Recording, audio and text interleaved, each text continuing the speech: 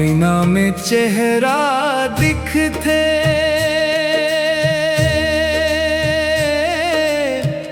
मन के भीतर कौन दिखाए।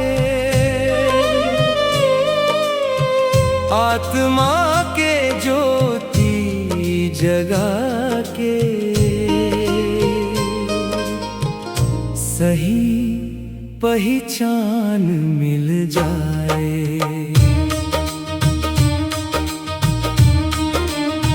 ओ साथी रे खुद ला जान ले, देह नहीं आत्मा मान ले। शिव बाबा के माया ज्योत में जीवन ला पहचान ले।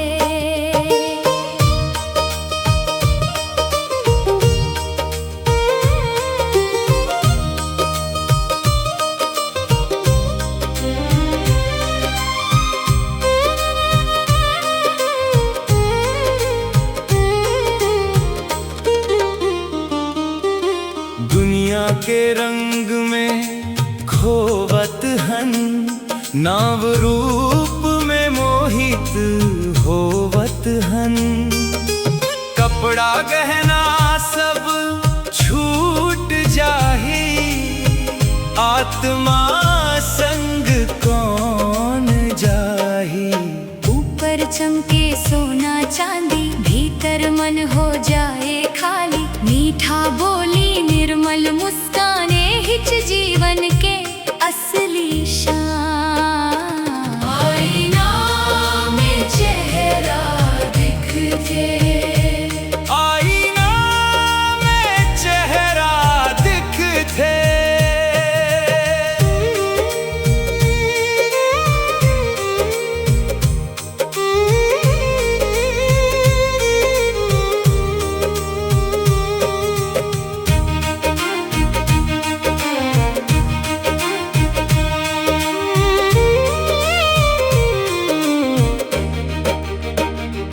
नरियर जैसन जिंदगी हमर, बाहिर कठोर भीतर अमर।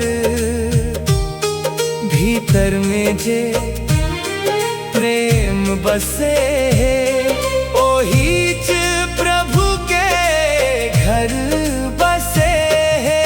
सूट बूट लेता हो ही मन में अगर अभिमान रही। प्रेम दया के फूल खिला ले, रूहानी खुशबू फैला ले।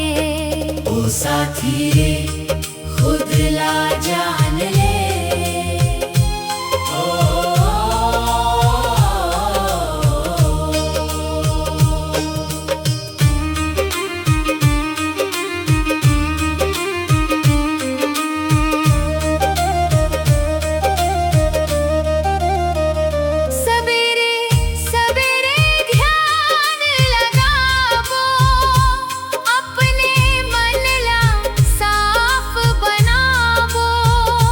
शिव बाबा के ज्योति देख के आत्मा के श्रृंगार सजाबो।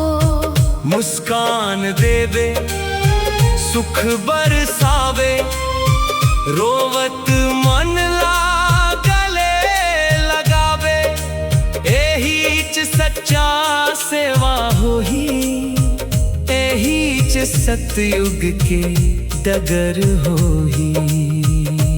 देह के मेला छूट जाही, आत्मा संग प्रेम रह जाही।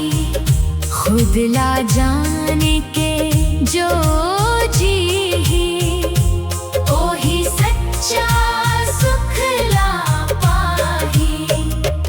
आत्मा के ज्योति जगा के सही पहचान मिल जाए।